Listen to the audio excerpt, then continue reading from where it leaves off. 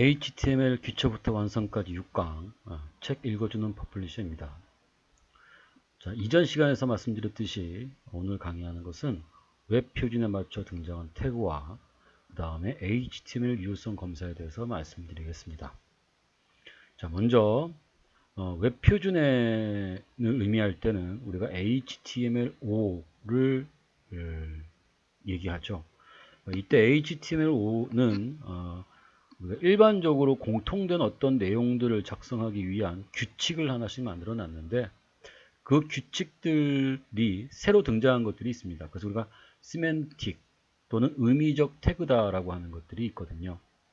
자, 그럼 그런 태그들은 또 어떤 것들이 있는지 또 한번 좀 찾아보고요. 또 어떤 의미들로 처리할 수 있는지를 또 말씀드려 보도록 하겠습니다. 자, 먼저 저는 여기서 w3schools.com에 들어가 보겠습니다.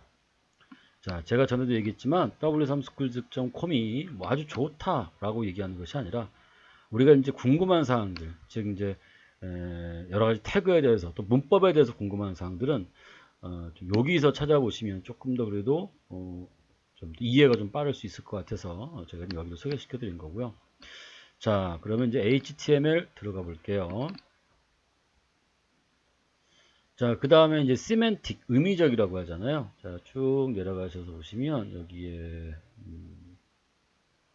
네, 시멘틱스라고 되어 있네요. 딱 들어갑니다. 자, 시멘틱 엘레먼트 뭐라고 나와 있습니다. 무슨 말인지 모르니까 우리가 얘를 한글로 번역을 해 볼게요. 자, 의미 요소, 의미가 있는 요소. 그러니까 그 요소, 그 태그를 쓰면 그 태그는 어떤 의미가 들어있기 때문에 그 의미에 맞는 내용들로 구성되어 있어야 된다라고 하는 거죠. 자, 여기에 비의미적 요소, 그러니까 의미가 특별하지 않은 요소는 어떤 것들이 있느냐라고 하는 건데요. 그건 div와 span이라고 하는 것이 있습니다. 자, div와 span은 div는 파티션을 나누는 것이죠. 만약 여기가 사장님 구역 또는 여기가 뭐 과장님 구역, 여기가 일반 사원들 구역 이렇게 될 때도 파티션을 나누었다라고 한다면 거기에 의미가 명확하지가 않습니다. 우리가 의미를 정해야 되죠. 또 사람들이 그쪽 사장님 구역, 사장님의 그 방은 우리가 따로 구성했습니다. 라고 얘기해 버리면 그 어떤 파티션에 있는 구역은 또 어떠한 형태의 의미를 우리가 부여해야 되죠. 사람마다 다르게 부여할 수 있잖아요. 과장님이 그 자리에 앉을 수도 있고 또 부장님이 앉을 수도 있고 또 대리가 앉을 수도 있겠고요. 그래서 그러한 어떤 의미적 파티션을 나누는 것, 그렇게 의미가 특별하지 않을 때 또 의미를 사용자들끼리 그것을 그냥 임의로 정할 때 그때 이제 div라는 파티션 태그를 좀 쓰게 되는 거고요. 그 다음에 이제 span이라고 하는 것은 우리가 인라인일 때, 우리가 저번 시간에 얘기했지만 인라인이라고 할 때 이거를 색상을 내가 어떤 글자를 내용이라는 것에는 내가 얘를 굵거나 또는 이탈릭, 즉 기울게 하고 싶지 않고 그냥 글자의 색상만 바꾸고 싶다. 이럴 때는 그럼 어떻게 해야 되느냐라고 하는 거죠. 어떤 태그로 묶어야 우리가 그렇게 얘를 변화시킬 수 있느냐. 자, 여기 내용이라고 하는 것은 뭐 빨간색, 여기 아무라고 하는 것은 뭐 파란색 이렇게 하고 싶다 할 때는 또 얘를 어떤 태그를 써야 되느냐 이런 거죠. 그런 어떤 특별한 의미가 없을 때 우리가 비의미적 태그다라고 하는 거예요. 자, 그러면 제가 말하는 게 뭔지 한번 보여드려 볼게요. 자, 여기 다시 이제 영문으로 돌아가서요. 자, 아무데나 좀 들어가 볼까요? 자, 여기에 들어갈게요. 여기 이거는 나중에 또 설명드리겠습니다. 자, 제가 지금 여기를 이렇게 지웠고요. 자, 여기서 내가 얘를 이렇게 자, div 클래스 여기다 내가 얘를 뭐 파트 1 이렇게 정할 수 있겠죠. 그죠?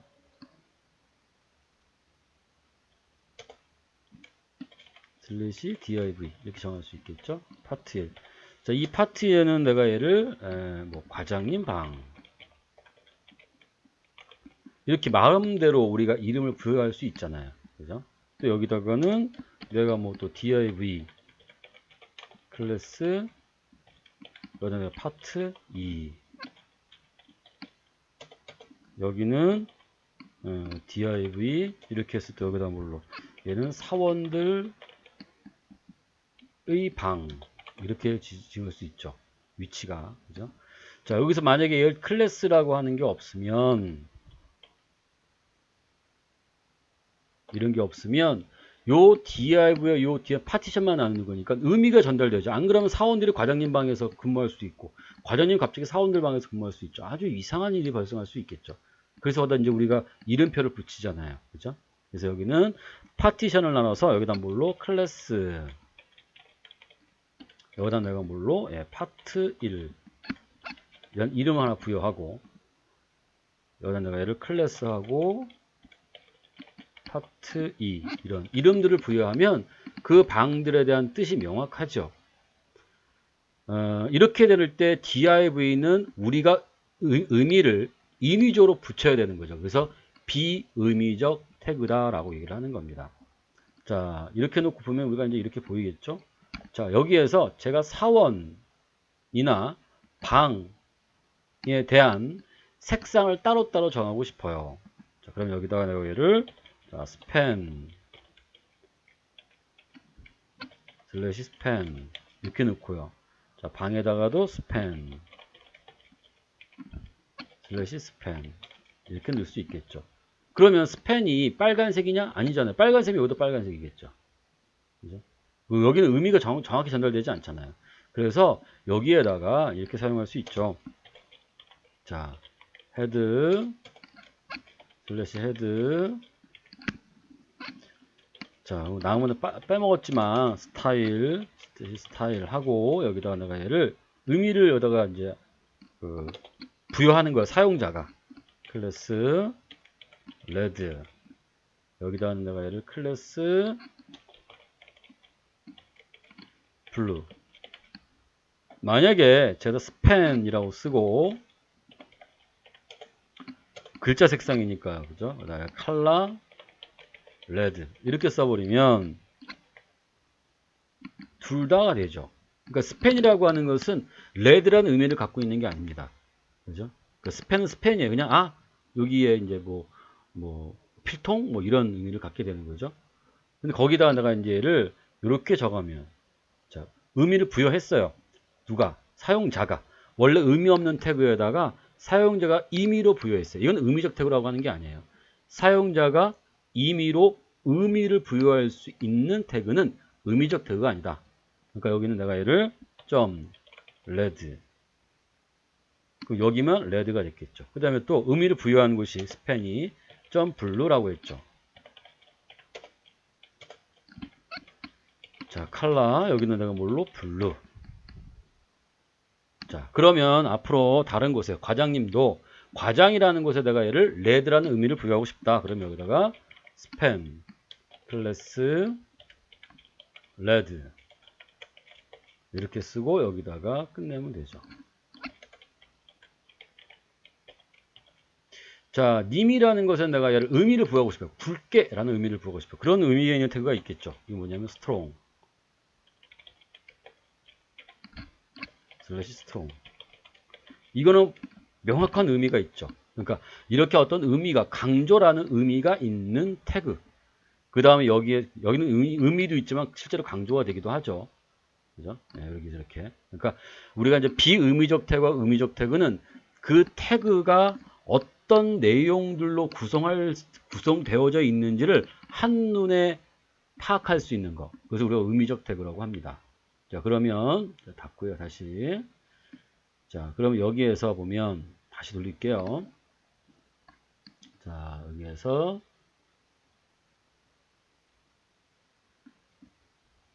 자, 그러면 의미적 있는 여기서 뭐냐? 폼이라고 하는 것은 어떤 거냐면요. 우리가 여기서 이렇게 딱 누르면 나오는 검색 폼 이렇게 얘기하잖아요. 그죠? 또는 우리가 로그인 폼. 우리가 뭐 예를 들어서 네이버 같은 곳에 여기 같은 곳에 혹시나 회원 가입을 해야 되는 경우가 있다면 그죠? 회원 가입. 이렇게 회원 가입하는 것을 우리가 바로 로그인 폼 이렇게 말을 하죠. 의미가 있죠. 그걸 쓰게 되면 자, 그거를 쓰게 되면 어떤 거? 어떠한 내용을 우리가 입력할 수 있는 폼들이 들어있는 곳이다 라고 하는 걸로 알 수 있죠. 자, 테이블은 아예 표를 얘기하는 겁니다. 이런 표를 얘기할 때 우리가 얘를 테이블, 그러니까 이걸 딱 보면 아, 얘는 우리가 지금 표로 구성되어 있구나를 확인할 수 있는 거죠. 아티클이라고 하는 것은 뭐냐면 기사문이라고 하는 거예요. 어떤 의미가 어떤 그 내용이 축약되어 있는 또는 어떠한 내용들로 공통된 내용들로 구성되어져 있는 것을 우리가 아티클 또는 기사문 이렇게 돼요. 다시 말해서 내용을 명확하게 정의하는 것, 내용을 명확하게 알려줄 수 있는 것. 자, 지금 여기에 섹션이라고 하는 것이 있죠. 섹션이라고 하는 것의 의미는 어떤 부분이란 뜻이에요.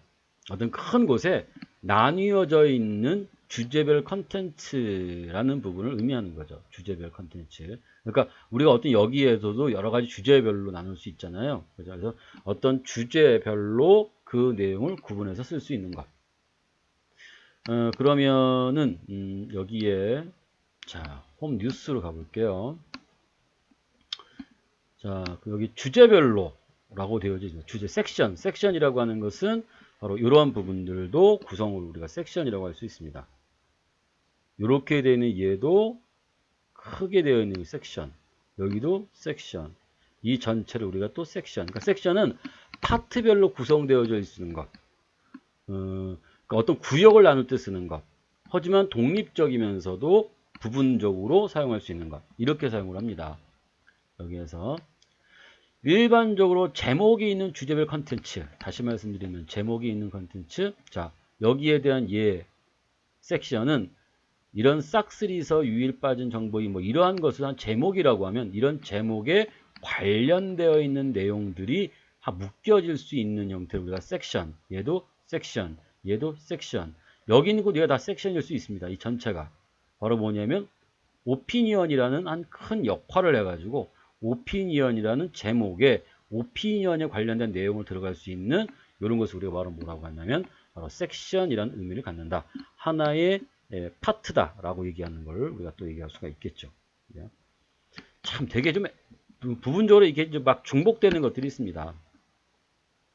자, 아티클. 이 아티클이 또 섹션하고 비슷한데요. 여기 보시면 뭐라고 하냐면 게시물, 블로그 포스트, 신문 기사라고 했습니다. 그러니까 신문 기사였을 때 우리가 여기를 보면 여기에 우리가 딱 들어가죠. 그러면 여기에 있는 얘가 여기 있는 얘가 바로 아티클에 대한 제목이 될 거고요. 그 다음에 이 내용이 아티클에 대한 아티클이 되는 겁니다. 기사문이 되는 거죠. 이 전체가 바로 우리가 아티클, 기사문, 독립적인 내용으로 구성될 수 있는 곳. 그런 것을 우리가 바로 뭐라고 얘기하냐면 아티클 의미로 판단한다 라고 얘기를 하죠. 자, 일단 저는 쭉 얘기해 볼게요. 그리고 나서 정리를 할게요. 그럼 섹션에서 아티클을 중첩합니까? 자, 아티클 요소는 독립적이고 독립적인 컨텐츠를 지정합니다 라고 되어 있어요. 섹션 요소는 문서의 섹션을 정의합니다. 무슨 말이야 이거죠. 진짜 사실은 솔직히 말씀드리면 이 말을 우리가 해석하면서도 야 이게 도대체 뭐라고 쓰라고 하는 건가? 라고 하는 게 제일 좀 애매하죠. 그러니까 자, 딱 정리를 한번 해드린다면 내가 어떠한 내용을 담을 때 이 내용이 독립적인 내용이다. 다른 어떤 옆에 좌우에 무슨 있는 내용과 별도의 독립적인 공간이다. 독립적인 내용이다. 즉 다시 말해서 얘네 연관되어 있는 거잖아요. 그죠? 네, 그러니까 여기에서 보면 여기에 있는 요거 아티클 얘는 그럼 뭐라고 보면 얘는 아티클이 아니거든요. 얘는 우리가 어떠한 이제 그 사이드 한쪽 사이드에 어떠한 특별한 역할들을 또 부여하는 뉴스라고 되어 있지만 그런 것들로 구성되어져 있는 A 사이드 여기도 광고들로 구성되어 있는 A 사이드 이렇게 구성할 수 있거든요. 그러니까 여기에 관련되어 있는 독립된 공간에 거기에 독립된 내용으로 구성하고 싶다. 이럴 때만 우리가 아티클을 쓴다. 이렇게 좀 생각해 보시면 되겠고요. 섹션은 하나의 그냥 파트별로 나누어서 의미를 제공할 때. 그러면 여기에 있는 요것도 어떻게 보면 되냐면요. 요것도 우리가 하나의 섹션으로 볼 수 있어요. 이 섹션은 이런 내용들로 독립적으로 또 구성되어질 수 있다라는 얘기거든요. 그러니까 헷갈리는 거예요. 야, 이게 아티클이 왜 아티클이고 얘를 왜 섹션이냐 할 때 우리가 기사로 사용한다면 이 경우에는 아티클을 쓰는 게 맞고요. 일반적으로 어떠한 그 전체적인 내용의 파트를 좀 나누어서 사용한다라고 한다면 그 경우는 섹션을 쓰는 게 맞습니다. 그래도 헷갈리죠. 그래서 만약에 어떤 걸로 명확하게 구분이 안 될 때가 있어요. 이걸 아티클로 써야 할지 또는 섹션으로 써야 할지 아주 애매하게 판단할 때는 뭘 써야 되냐 우리가 바로 div라고 하는 것을 씁니다. 의미가 없는 거예요. 즉 아티클은 의미가 있다고 하는 거죠. 그죠? 자, 그래서 독립적인 것들이다라고 하는 건 아티클이나 섹션을 독립적으로 쓸 수 있습니다라고 하는 거고요. 문서의 섹션을 한 문서에서 한 파트를 나눌 땐 섹션. 거기 안에는 섹션 안에는 또 아티클이 들어갈 수 있고요. 아티클 안에는 또 섹션이 들어갈 수가 있습니다. 들어갈 수 있어요. 근데 거기 어떤 의미로 부여하느냐가 제일 문제가 되겠죠. 그죠? 네. 여기도 이렇게 나와 있잖아요. 섹션 요소를 포함한 아티클 요소와 요소를 포함하는 요소가 있는 HTML 페이지에 아티클이 섹션이 있습니다. 라고 되어 있습니다. 말이 좀 애매하죠. 그죠? 섹션 포함하는 요소, 섹션 요소 및 아티클 요소를 포함하는 아티클 요소 이렇게 써요. 섹션을 포함하는 섹션 요소 및 아티클 요소를 포함하는 아티클 요소 이렇게 얘기가 되어져 있거든요. 자, 그래서 헷갈린다면 이렇게 쓰십시오. 아, 독립된 기사문, 독립된 내용, 블로그에 보면은 그 블로그의 독립된 내용, 그 어떤 그 주제별로 되어져 있는 내용, 그때는 아티클 또는 섹션을 쓰면 된다. 자, 헤더 요소가 있습니다. 헤더 요소는 문서 또는 섹션 헤더를 지정한다라고 되어 있습니다. 자, 여기 보면 여기 아티클, 여기에 아티클, 특별한 역할을 하는 어떤 기사문인가 봐요. WWF, 뭐 미션, 뭐 이렇게 나와 있고요. 기사이죠, 기사. 그래서 여기는 헤더, 제목이 있을 수 있고, 이 전체 기사문에 바로 어떤 그 머리가 되는, 지시가 될 수 있는 그런 곳의 의미를 우리가 헤더라고 얘기한다라고 하는 거고요. 거기에 내용을 우리가 P라는 의미로 사용하죠. 패러그래프의 약자로 P라는 문제를 씁니다. 또 뭐가 있냐? 푸터는 뭐 일반적으로 우리가 이제 바닥글이라고 얘기를 하죠. 푸터는 그러니까 우리가 어떤 웹사이트에서 보면 이때 여기에 푸터는 바로 이 부분이 우리가 푸터라고 볼 수가 있는 거고요. 여기가 그 다음에 우리가 헤더라고 하면 바로 여기는 이런 것을 우리가 헤더라고 얘기할 수 있죠. 이 전체가 우리가 아티클이라고 얘기할 수도 있는 거예요. 왜냐하면 이것의 의미를 기사문 또는 독립된 어떤 문서, 어떤 글 이렇게 전달해야 된다면 그때는 우리가 바로 이제 아티클 이렇게 기사할 수 있는 거고요. 한 문서에 또 파트별로 구성되어져 있다 이러면 걔를 섹션이라고 하는 걸 구성할 수 있죠. 단 이 섹션과 아티클은 반드시 뭐가 있어야 되냐면요. 여기 이제 밑에 내려가 보면 없나요? 섹션과 그 다음에 아티클은 반드시 뭐가 포함되어 있어야 되냐면요. 바로 제목이라고 하는 것이 포함되어 있어야 됩니다. 제목. 그러니까 만약에 우리가 여기서 보면 얘가 하나의 기사잖아요. 이런 뭐 슈퍼 여당은 어쩌고저쩌고 기사가 쭉 나와 있죠. 이미지도 있고요. 쭉 나와 있죠. 그죠? 이런 기사의 제목이 있어야 됩니다. 그래야 이 기사의 정의를 할 수 있죠. 이 기사는 이런 것에 대한 기사야. 그래서 이런 제목이 반드시 있어야 되고 여기 기사가 있어야 되고 이 제목과 이 기사를 포함한 정보를 우리가 바로 아티클이라고 얘기한다라는 얘기죠. 또 여기에 보면은 여러 가지가 또 뭐 이것도 하나의 또 기사문으로서 읽어볼 수 있어요. 기사문으로서 전체 기사에 얘가 아티클 또 아티클 또 아티클 이렇게 우리가 또 표현할 수가 있거든요. 그러니까 기사는 독립된 형태. 이 기사와 이 기사는 서로 다른 거잖아요. 이 기사와 이 기사는 연결될 수가 없는 거죠. 다른 거죠. 이렇게 해서 독립된 글을 쓸 때 우리가 바로 아티클을 쓴다.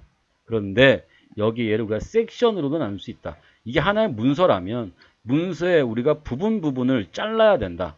이 부분과 이 부분은 연관성이 없지만 이 부분과 이 부분을 내가 한 문서에 표현해야 한다면 얘를 섹션, 얘를 섹션, 얘를 섹션 이렇게 구성할 수도 있다. 이 아티클이라고 하는 전체로 표현하고 이 아티클 안에 다시 섹션, 섹션, 섹션 그리고 또 기사, 아티클 이렇게 여러 가지로 표시할 수 있다는 얘기예요. 의미가 독립적이고 그 다음에 거기에 따른 제목 이걸 섹션이라면 섹션에도 제목이 있죠. 그 제목에 대한 기사가 이렇게 되어져 있습니다. 물론 얘를 누르면 조금 더 많은 기사문이 나오겠죠. 그죠? 얘도 여기에 대한 요 기사에 섹션에 아티클에 또는 섹션에 제목이 반드시 있어야 하고 이것을 누군가는 아티클이라는 의미로 전달할 수도 있고 그럼 그 전달받는 사람은 얘가 기사문이다. 얘는 기사에 관련된 거구나. 어떤 독립된 양식을 갖고 있는 내용이구나. 또는 섹션이라 썼다면 얘는 어떤 전체 문장의 한 부분을 이루고 있구나. 이렇게 얘를 판단할 수 있다는 거죠. 근데 그런 판단이 애매한 경우에 자 얘와 얘가 나눠져 있지만 같은 의미도 포함되고 있다면 그러면 얘를 우리가 아티클로 쓸 수 있냐 섹션 쓸 수 있냐가 애매하죠. 왜냐하면 아까도 봤지만 독립적이라고 얘기했죠. 어떤 부분이라고 하죠. 문서의 어떤 독립된 부분이라고 얘기했거든요. 그러니까 그럴 때는 애매할 경우가 있죠. 완전히 분리가 되어 있거나 완전히 뭔가를 포함하고 있으면 상관이 없습니다. 그 안에 내용이 확실하게 포함되어 있으면 상관이 없는데 지금처럼 여기에 있는 요거 내용과 이 내용이 분리가 되어져 있으면 오히려 아티클 섹션이라고 구분하는 것이 맞지만 만약에 얘와 얘가 중첩되는 무엇인 내용이 있다면 그 경우에는 섹션이나 아티클을 쓰면 안 된다라는 뜻을 갖고 있습니다. 자, 좀 정리가 될까요? 네. 자, 독립된 글은 아티클을 써라. 아티클 안에는 아티클이 들어갈 수 있다. 어떤 문서의 부분을 의미할 때는 섹션을 써라. 그게 문서의 한 부분을 의미해야 된다면 섹션들로 구성이 된다. 하지만 그 아티클과 섹션은 각각의 제목들이 있어야 된다. 어떤 부분의 특징을 알려줘야 된다. 어떤 부분의 특징을 알려줘야 된다. 그 특징의 제목이 반드시 있어야 된다. 아티클과 sek션은. 그렇지만 어떤 부분과 어떤 부분이 애매한 역할을 하는 경우가 있다. 이것도 독립적이고 이것도 독립적이지만 얘와 얘는 어딘가 중첩되어 있는 내용이 있다. 그러면 그런 경우에는 우리가 섹션이나 아티클을 쓰지 말고 div를 써라. 이런 말을 드리고 싶은 거예요. 자, 복잡하죠? 예. 그렇게 느껴집니다. 그죠? 예, 저도 많이 그렇게 느껴지고요. 지금도 제가 설명하면서도 이게 진짜 어떻게 잘 전달될 수 있을까? 이런 생각을 갖습니다. 그래도 일단 무조건 가자고요. 자, 부터는 바닥글이라고 했었죠. 그죠? 어떤 문서의 맨 마지막에 의미하는 거. 그러니까 여기는 뭐가 들어가요? 예, 문서 작성자, 저작권 정보, 이용 약관, 링크, 연락처. 그러니까 이 한 페이지에 기본적인 기본적인 정보들이 들어가 있는 걸 부터 이렇게 얘기가 된다는 얘기죠. 여기가. 자, 내비라고 하는 건 내비게이션 약자예요. 지금 여기에는 이런 것들이 우리가 누르면 이렇게 어떤 내용들로 구성되어져 있는 걸로 넘어가죠. 그죠? 네. 이렇게 되어 있는 거, 이것도 우리가 바로 뭘로 내비게이션이라고 얘기를 하는 거죠. 내비게이션. 자, 그 내비게이션을 약자로 내비라고 한다. 그러니까 여기서 이렇게 구성되어져 있는 곳은 우리가 내비가 있는 곳이다. 내비를 만들어 놓은 곳이다라는 의미를 파악해서 사용할 수 있다는 거예요. 자, 여기 이렇게 나와 있죠. A 사이드 아까 얘기했잖아요. 뭐 광고라든가 뭐 주변 내용과 연관된 거, 관련되어 있는 거, 뭐 이런 것들. 우리가 여기에서 보면 얘는 또 홍보와 관련된 거죠. 주변 내용과 뭐 사실은 꼭 그렇게 볼 수는 없겠죠. 근데 이게 요것들이 아마 본다면 그런 내용일 것 같아요. 여기 A 사이드. 그래서 여기도 A 사이드. 이렇게 우리가 의미를 굳이 나눈다면 그렇게 볼 수 있다. 자, 캡션이라고 하는 게 있어요. 피규어라고 하는 것이 뭐냐면 이미지와 캡션이라고 했습니다. 그러니까 이제 직접 해보기 한번 눌러볼게요. 자, 여기는 우리가 이렇게 이미지를 넣고 이 이미지에 대한 간단한 설명을 넣을 때 이럴 때 우리가 바로 뭐라고 쓰냐면요. 피규어라고 씁니다. 이미지가 이럴 때 이미지만 쓰는 게 아니라 이미지들에 필요한 설명을 붙였을 때는 이렇게 피규어, 그 캡션이라고 하는 걸 이용해서 이미지와 설명을 같이 붙여 사용할 때는 우리가 피규어라는 하나의 독립된 또는 의미가 있는 태그를 이용한다라는 뜻이 되는 거죠.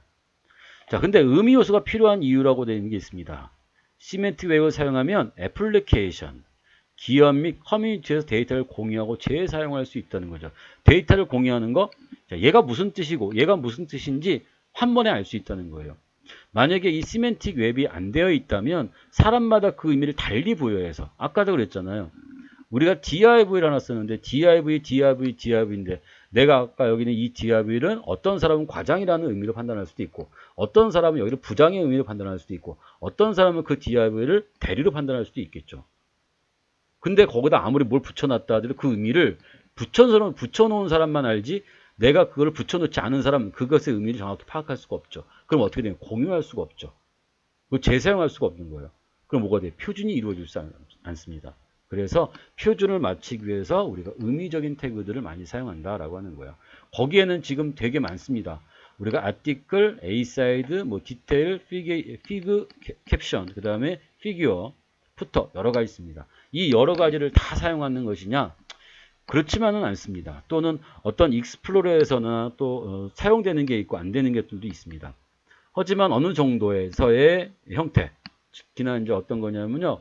아티클, A사이드, 그 다음에 피캡션, 피규어, 푸터, 헤더, 메인, 내비, 섹션 이런 것들은 우리가 종종 요새 많이 사용하기도 하고요. 그런 걸로 웹 표준에 맞춰서 쓰려고 합니다. 근데 한 가지 오해가 있는 건 반드시 이렇게 명령들로만 구성해야 표준이냐? 이건 아닙니다. 걔를 우리가 div로 한다고 해도 상관은 없습니다. 왜냐하면 div도 의미가 없지만 걔도 웹 표준의 한 구역을 차지하고 있기 때문에 그래요.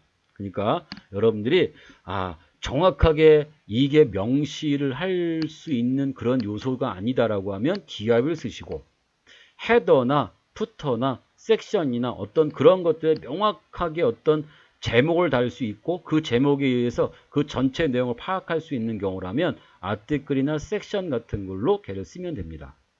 근데 그렇지 않다면 div를 쓰셔도 무방합니다 라고 하는 거예요. 좀 불편하긴 하지만 어쨌든 그렇게 쓸 수 있다는 얘기입니다. 자, 그러면 이제 제가 그런 걸 이용해서 자, 여기 이렇게 한번 만들어 보려고 합니다. 이런 부분을 자, 이렇게 하나 만들어 보려고 해요. 자, 여기에서는 보시면 지금 이렇게 어떤 큰 박스가 있고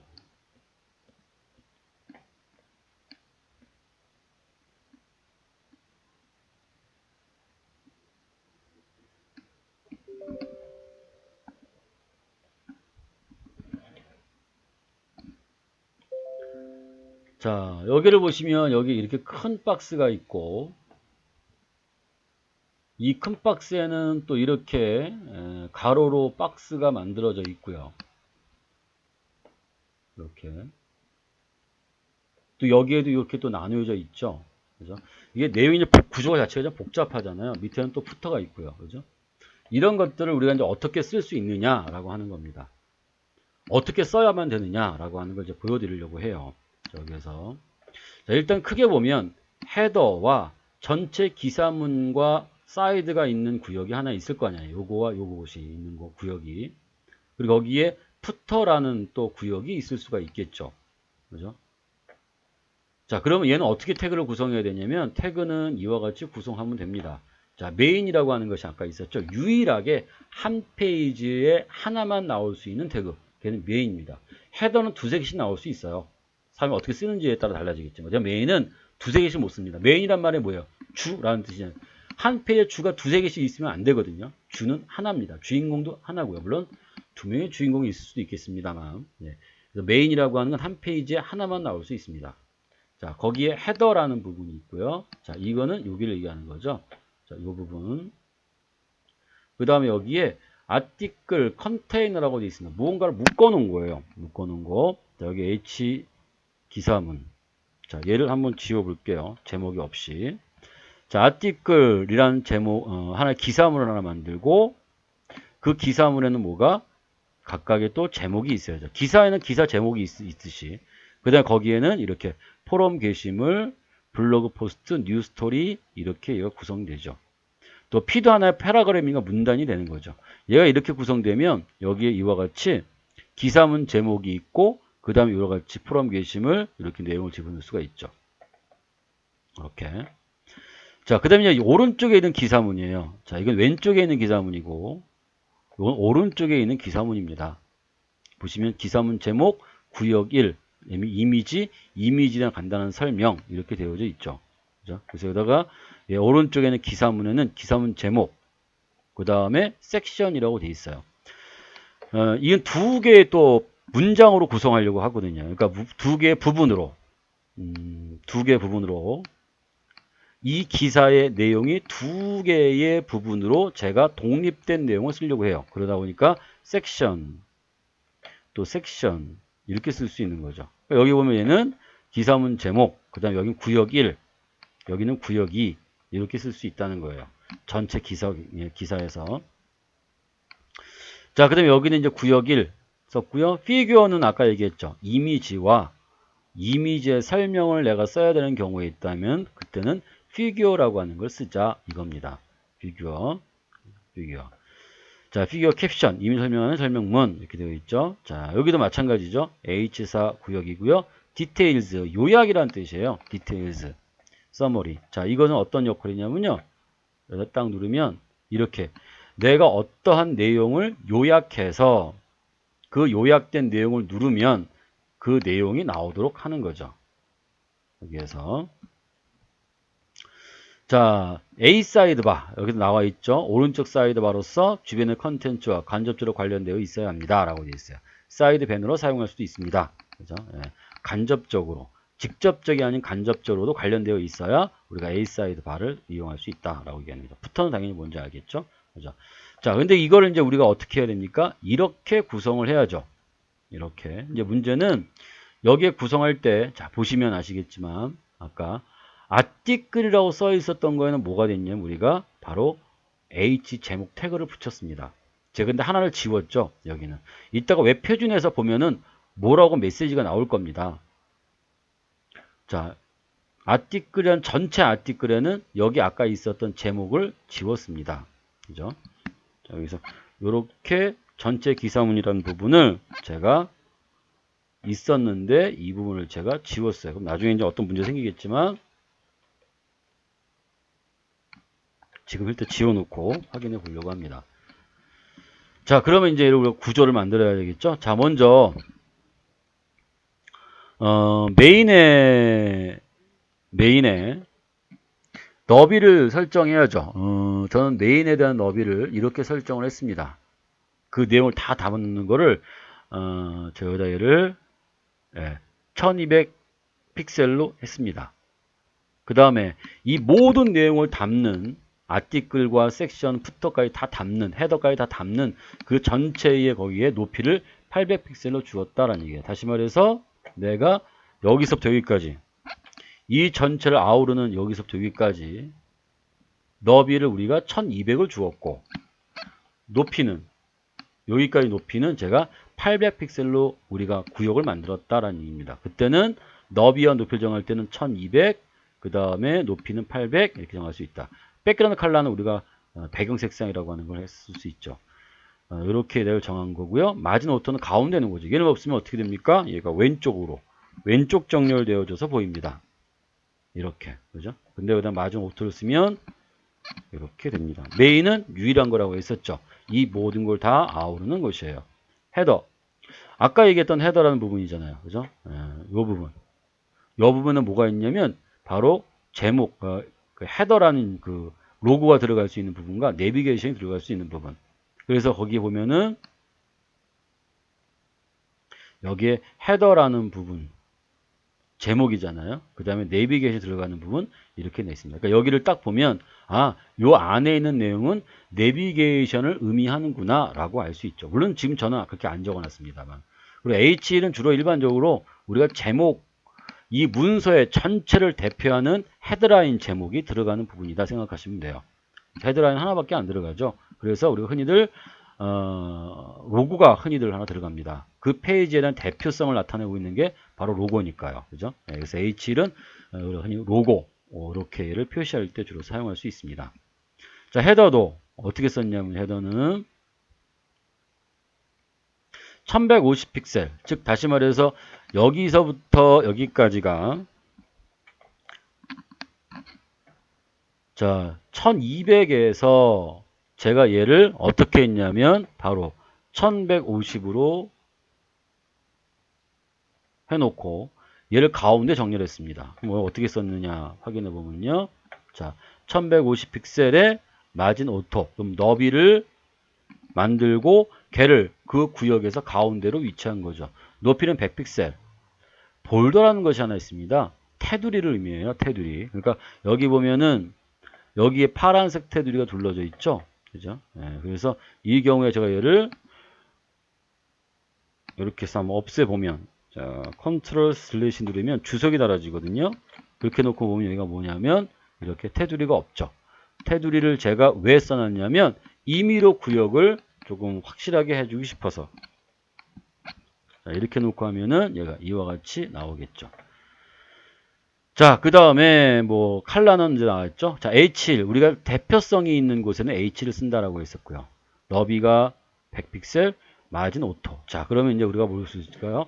어떤 블록 요소가 H1은 블록 요소예요. 블록 요소가 가운데 배치하려면 지금 다 보듯이 헤더도 블록 요소, 메인도 블록 요소거든요. 다 너비를 갖고 있어요. 그 너비를 갖고 있는 블록 요소를 가운데에다가 놓고 싶을 땐 어떻게 한다? 마진 오토를 쓰면 된다. H는 제목의 의미를 갖고 있다. 그 다음에 백그라운드 컬러는 이렇게 나와 있고요. 텍스트 얼라인은 중앙 정렬이다. 글자를 가운데 놓는다. 글자가 가운데 와 있죠. 글자가. 자, 그래서 이 H를 보면 이거는 요 페이지에 이 현재 보여주는 페이지에 대표성을 갖고 있는 것이구나. 그게 로고가 될 수도 있고 헤드라인 뉴스에 대한 제목이 될 수도 있고 어쨌든 그 페이지에 바로 그 대표성이 있는 그런 곳이다 라고 하는 거죠. 내비는 얘는 이 페이지에서 우리가 위치를 알려줄 수 있도록 위치를 링크할 수 있는 어떤 안내를 할 수 있는 내비게이션 메뉴들이 있는 곳이다 라고 하는 것을 이걸 갖고 알 수 있죠. 그거를 내가 누구나 얘를 탁 보면 요 내비야? 요 내비는 요 페이지 외에 얘가 어떠한 페이지로 안내해 줄 수 있는 그런 내용들이 구성되어져 있는 메뉴들로 구성되어 있겠구나 라고 하는 걸로 알 수 있겠죠. 자, 그 다음에 또 밑에 보면은 자, 이제 컨테이너라고 돼 있어요. 근데 여기는 이렇게 네이비라는 태그를 직접 가서 이용했고요. 여기도 H라는 태그를 이용했는데 여기도 헤더라는 걸 이용했고요. 그죠? 메인. 근데 컨테이너예요. 여기 컨테이너 잘 보니까 컨텐 적재라는 뜻이잖아요. 뭔가 많이 담아놨다는 얘기예요. 자, 여기에 아티클, 여기에 아티클, 여기에 아티클. 지금 여러 개의 아티클이 있으니까 이거는 큰 아티클부터 작은 포함되는 아티클도 있을 거 아니에요. 그러면 우리가 여기에다가 디자인을 해버리면 이 디자인에 관련된 게 여기도 적용되고 여기도 적용되니까 우리가 각각의 큰 파트별로 나눌 수가 없습니다. 그래서 거기다 이름을 부여한 거예요. 자, 똑같은 아티클인데 이 아티클은 나는 이러한 이름으로 새롭게 디자인할 거야 라는 뜻이에요. 이 아티클은 기사에 대한 내용이다 라고 하는 걸로 알려줬고요.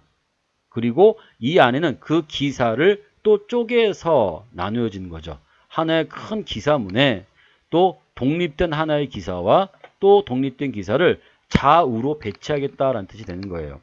그러니까 여기는 기사문 제목 1, 여기는 기사문 제목 2, 서로 독립적일 수 있게끔 만들어주는 거죠. 여기 이렇게 들어가면 안 되는 거죠. 1-1 이렇게 들어갈 수 없죠.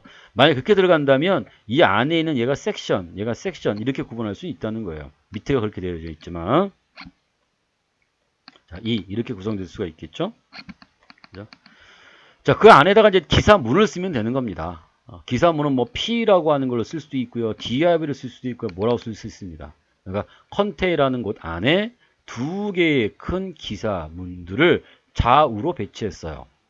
이렇게 큰 컨테이너 기사에 큰 컨테이너 기사에 우리가 좌우로 작은 기사를 배치했습니다. 그럼 얘를 어떻게 디자인해야 그렇게 배치할 수 있느냐가 중요하겠죠. 자, 컨테이너 80%가 있어요. 이 80%는 메인에 포함되어 있잖아요. 그러니까 메인의 너비의 80%를 컨테이너가 쓰겠다라는 뜻이 되는 거고요. 이렇게 되는 거죠. 자, 메인이 하나가 있어요. 큰 박스가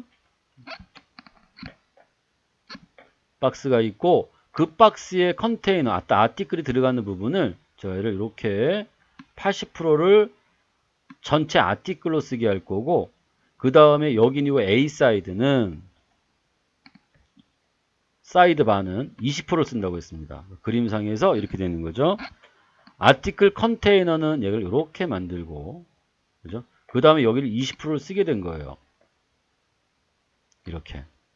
근데 이렇게 쓰려면 우리가 배치를 잘 해야 되거든요. 근데 여기에다가 이제 디자인을 그렇게 했는데, 자, 여기에다가 이렇게 플룻이라는 걸 이렇게 없애 볼게요.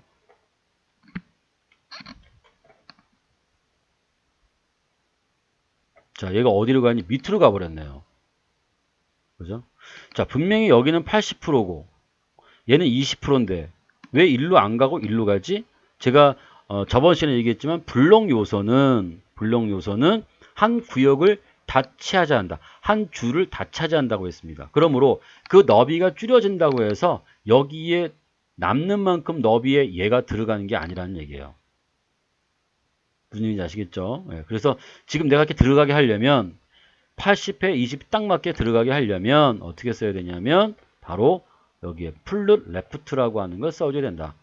우리가 그 플룻은 배치란 뜻이고요. 제가 지금 여기에 얘를 컨테이너를 왼쪽에 배치할 거야. 그리고 이 왼쪽에 또 뭘 배치할 거냐면 사이드바를 배치할 거야 라고 하는 거예요. 양쪽에 다 써줘야 돼요. 그래야 내가 여기다 얘를 뭘로 이렇게 보일 수 있겠죠. 그러니까 한쪽에만 쓰면 안 되는 거예요. 이 사이드바만 나 왼쪽으로 가고 싶어? 안 된다는 거죠. 자, 플룻 배치를 얘를 없애면 어떻게 된다고요? 얘는 나한테 왼쪽으로 와, 나한테 와 라고 지시가 없으니까 얘는 어디에 가냐면 현재 위치에 왼쪽에 가는 거예요. 여기다 내가 얘를 라이트로 주면요, 오른쪽으로 배치한다는 뜻이거든요. 일로 온다는 거잖아요. 일로 안 가고. 왜? 이 전체 컨테이너의 80%에 요 옆으로 와라 라는 내 자신 기준에서 얘기를 해주지 않는다면, 이 기준에 얘기를 해주지 않는다면 얘는 이 옆으로 갈 수가 없다는 겁니다. 자, 그래서 그 기준을 잡고 그 기준에 배치를 주는 거예요. 여기다 내가 기준, 자, 너는 왼쪽으로 배치되고 나머지도 이 컨테이너 왼쪽으로 배치돼. 그래서 여기다 내가 얘를 이렇게 레프트를 쓰게 되는 거죠. 그래야 내가 원하는 배치가 되겠죠. 그죠? 자, 그래 배치를 했습니다. 그 다음에 또 뭐가 돼 있죠? 여기 보시면, 자, 이 컨테이너 안에는 AT1과 AT2, 여기도 이렇게 좀 구성이 됐네요. 여기도 하나의 구역이 만들어져 있고, 아티클이 있고, 여기도 기사문 제목 1이 있고, 제목 1이 있고, 제목 2. 옆으로 제목 2가 있죠? 이 옆으로 제목 2가 들어가려면, 여기도 뭐가 돼? 여기가 플룻 레프트가 들어가야 되고, 여기도 플룻 레프트가 들어가야 돼요. 그래야만 얘 옆으로 옵니다. 자, 그러면 여기에 이름은 제가 AT1, 오른쪽에 대한 이름을 클래스를 AT2라고 줬어요. 그래서 여기에 뭐가 되어 있냐면, 자, 여기다 AT1 50%, AT2 45% 뭐 이렇게 줬습니다. 어쨌든 합쳐서 100%가 안 되죠. 그죠? 그래서 여기다 어떻게? 플롯 레프트. 자, AT를 하는 요소에 플롯 레프트가 있으니까 AT가 어디로 가냐면 다시 이 옆으로 가는 거예요. 이렇게. 여기에 레프트가 돼 있어서 여기다 얘가 레프트 이쪽으로 붙는 거죠. 제가 이렇게 이쪽으로 붙는 거예요. 이쪽으로. 만약에 이 중에 기준되는 부분 AT이 없다면 어떻게 될까요? 얘가 밑으로 이렇게 내려가 보인다는 겁니다. 이렇게. 얘가 위로 올라가야 돼요. 그럼 어디에? 여기에다가 올라가야 되는, 왼쪽에 붙어야 되는 이 기준되는 곳에 뭐가 바로 배치라는 말이 있어야 된다라는 뜻이죠. 배치. 자, 여기서 배치는 여기 기준되는 곳에다가 여기다가 우리가 얘를 플룻 레프트 이렇게 준다는 얘기죠. 자, 마진 탑, 마진 레프트, 마진 버텀, 마진 라이트가 있습니다. 제가 일부러 지금 저렇게 써놨는데 마진은 간격이에요. 위에서 10픽셀, 왼쪽에 10픽셀, 아래 10픽셀, 오른 10픽셀이에요. 그러니까 내가 여기 한번 결과를 보면 여기에 자, 여기에 좀 떨어져 있는 요 구역,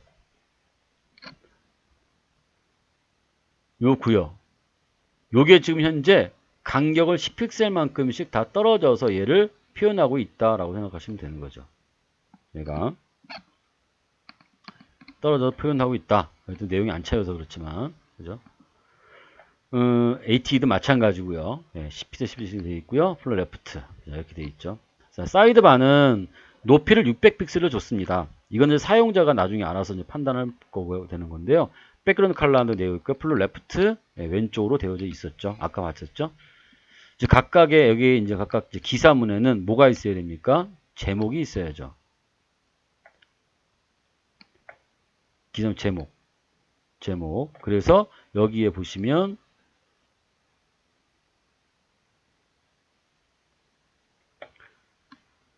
H3 그죠? 이렇게 되어져 있죠. H3 제목 이렇게 우리가 이걸 표시할 수 있습니다 라고 하는 거예요. 자, 패딩이란 말이 있네요. 자, 패딩을 한번 없애볼게요. 볼더는 얘를 배웠었죠. 패딩을 이렇게 주석을 달아놓고 보면 어떻게 보일까요? 네. 좌우로 위아래로 다 붙어버렸죠. 그죠? 네. 근데 패딩은 그럼 뭐가 돼요? 네. 아, 공간을 우리가 넓혀주는 역할을 하는구나. 공간을 넓혀주는 역할을 하는구나. 그래서 충분한 여백을 우리가 할당할 때는 어떻게? 바로 패딩이라고 하는 걸 줘서 이용할 수 있다라는 얘기가 되는 거죠. 자, P는 문단에 관련된 거죠. 라인 하이스는 뭐예요? 우리가 줄 간격이라고 했고요. 마진 레프트는 왼쪽에 간격을 떨어뜨린다고 얘기가. 폰트 웨이트는 글꼴의 굵기를 정하는 역할을 합니다. 파트 1. 자, 여기에서 보면 자, 여기에 두 번째 기사문에 섹션의 파트 1. 여기에 파트 2. 또 두 개의 섹션으로 구성되어져 있죠. 여기도 이렇게 섹션이 얘가 이렇게 이제 구성되어져 있는 거예요. 그래서 이렇게 구성되어져 있다라는 거죠. 여기서. 그래서 여기가 섹션. 여기가 섹션 이렇게 구성되어 있고요. 거기는 파트 1. 자, 구역 1, 구역 2. 여기에 우리가 잘 보시면 H를 다 쓴 게 아니고 H는 가장 큰 제목이잖아요. 부제목이 있겠죠. 그 다음에 소제목이 있겠죠. 그 다음에 소소제목이 있겠죠. 그러니까 즉 얘가 소제목이고 그 다음에 소소제목이다 라는 얘기로 생각하시면 되는 거예요. 피규어라고 되어 있죠. 이때 보면 플라워 이미지가 있고요. 거기에 대한 간단한 설명을 붙일 때 우리가 뭘로 피규어라고 쓴다. 만약에 얘가 없으면 그냥 이렇게 써도 됩니다. 얘가 없으면 이렇게 쓰면 됩니다. 그런데 우리가 어떤 이미지에 대한 설명을 붙이겠다라고 한다.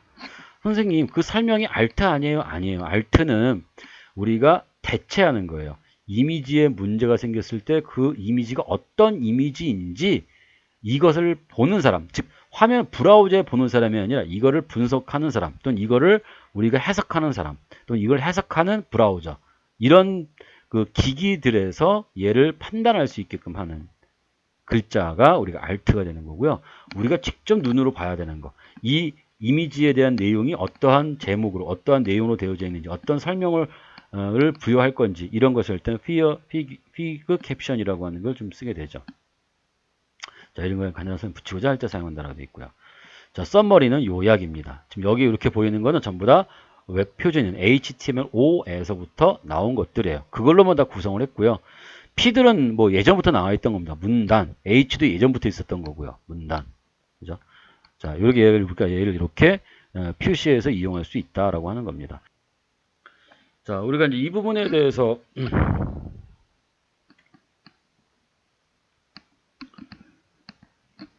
자, 우리가 이 문서에 대해서 유효성 검사를 한번 해보겠습니다. 어떤 것이 문제가 있는지 없는지 이렇게 좀 따라 볼게요. 자, 여기에서 여기 아티클에 여기 이제 아티클엔 제목이 있어야 한다고 했었잖아요. 근데 제가 예를 들어 제목을 안 적었습니다. 그런 경우도 가끔마다 학생들이 있어요. 예를 제목을 안 줬고요. 그리고 확인해 볼게요. 몇 가지를 우리가 일부러 만들죠. 자, UTF 다 없애 볼게요. 그리고 여기도 얘를 이렇게 놓고 없애 보고요. 자, 그래 놓고 우리가 한번 수정하면서 한번 나타내 볼게요. 여기는 아니네요. 여기다 어떻게 쓰면 되냐면 여기다 우리가 자, 유선 검사 이렇게 입력을 하고요. 자, 그리고 검사를 해보면 여기에 이렇게 막 들어가지 마시고요.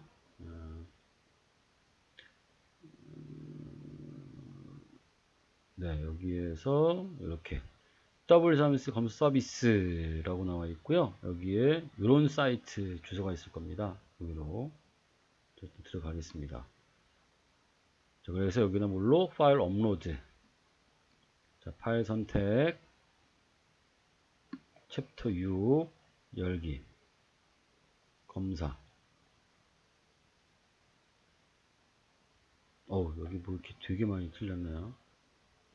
오류가 굉장히 많다고 하네요. 그죠? 이게 왜 생겼냐면요. 우리가 지금 쓰고 있는 게 이게 내부 스타일이에요. 이렇게 내부 스타일을 쓰면 안 된다는 얘기가 되네요. 그죠? 그래서 이 내부 스타일을 우리가 외부로 만들어야 되거든요. 일단은 이렇게 내부로 쓰면 안 된다는 걸 일단은 거기서 보여준 거잖아요. 나중에 이제 우리가 외부로 연결해 쓰는 걸 할 텐데, 제가 그럼 여기를 이렇게 놓고 얘를 주석을 달아 놓고, 자, 그러니까 우리가 왜 외부 파일을 써야 되는지를 설명드리기 위한 거니까요. 지울게요. 이렇게 지우고 외부 파일을 따로 만들어 놨어요. 제가. 자, 여기 보면 여기 이렇게 CSS라는 곳에 챕터 6이라는 외부 사이트를 만들어 놨어요. 그래서 걔를 여기다 연결시켜 놨거든요. 연결을. 자, 이렇게 놓고 다시 컨트롤 S 저장을 하고 또 확인을 해 보겠습니다. 자, 유효성 검사 HTML을 이용했더니 검사를 했더니 다들 지금 엉뚱한 것들이 좀 나온 것 같아요. 우리가 원하는 거. 블로그들이 좀 많이 차지하고 있네요. 원래 그러면 안 되는데 더 내려갈게요. 그래서 여기 이렇게 W3C 요게 유효성이라는 말이 있죠. 자, 얘를 클릭할게요. 자, 그랬더니 여기 이렇게 나오네요. 마크업 서비스. 자, 얘를 눌러보고요. 자, 영문으로 나오네요. 자, 파일 업로드하고 파일 선택을 하고, 자, 챕터 6을 하고 열기 체크. 자, 그 워닝이 나고 여러 가지가 뭐 나오네요. 그죠? 어쨌든 뭐 여기에 뭐라고 뭐 HTML 랭스가 없대요. 랭스가 확인해 볼게요. 랭스를 지웠죠. 여기다 내가 물로 얘를 랭 KO 이렇게 쓰겠죠. KO. 자, 그 다음에 또 뭐가 없나요? 에러가 있네요. 아, UTF-8이 없대요. 그러니까 반드시 써줘야 되네요. UTF-8. 그죠? 자, 그래서 UTF-8을 반드시 또 써줘야 되니까 좀 씁시다. 여기다 얘를 자, 메타 set UTF-8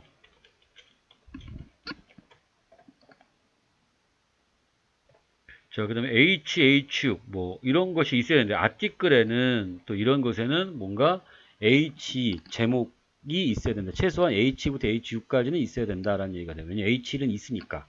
그죠? H1은 대표적으로 있으니까 요거와 요 사이에 엘리멘트가 있어야 한다는 얘기거든요. 자, 그럼 여기다가 우리가 얘를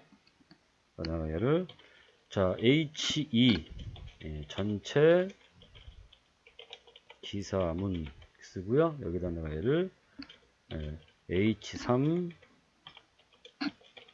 기사문 1 이런 식으로 써보면 쓰고 저장을 하고 다시 가서 여기다 파일 선택 챕터 6 열기 체크 노 에러라고 나오네요. 더 이상 없대네요. 그럼 결국 뭐예요? 여기에서 메타라는 것 중에서 이 메타 UTF-8은 반드시 적어야 되는구나 라고 하는 거고요. 그죠? 그 다음에 여기서 뭐가 자, 스타일은 외부 스타일로 적어야 된다 라고 나와 있는 거죠. 자, 그 다음에 아까 적어놨던 여기는 이런 것들, 그죠? 여기에서 이렇게 돼 있었던 요 메타들은 그 필요하면 적는 거지만 안 적어도 무방하다는 얘기죠. 하지만 문제는 키워드라는가 디스크리션, 즉 우리가 어떤 검색을 우리가 조금 엔진에서 좀 찾아서 걔를 표현해 주려고 한다면 바로 이러한 부분들도 우리가 필요에 의해서 적어야 되지 않느냐라고 하는 겁니다. 뷰포트는 당연히 뭐가 되냐면 우리가 반응을 할 때 하나의 기기에 맞춰서 표현해 보자 한다면 이렇게도 우리가 적어서 표현해 줘야 된다라는 얘기가 되는 거죠. 자, 네.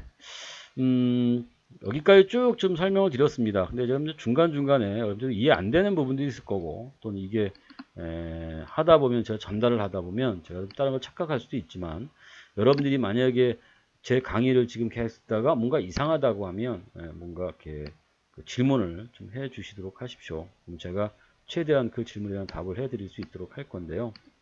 문제는 제가 이제 녹화하다 보면은 이제 막 건너뛰는 경우도 있을 거고, 제가 얘기를 해야 되는 부분에서 깜빡하고 얘기 못하는 경우도 있습니다. 그러니까 그걸 잘 보시고 궁금한 사항 있으면 꼭 댓글로 남겨주시면 제가 답변을 드리도록 하겠습니다. 네, 오늘 강의는 여기서 마치도록 하겠습니다. 수고하셨습니다.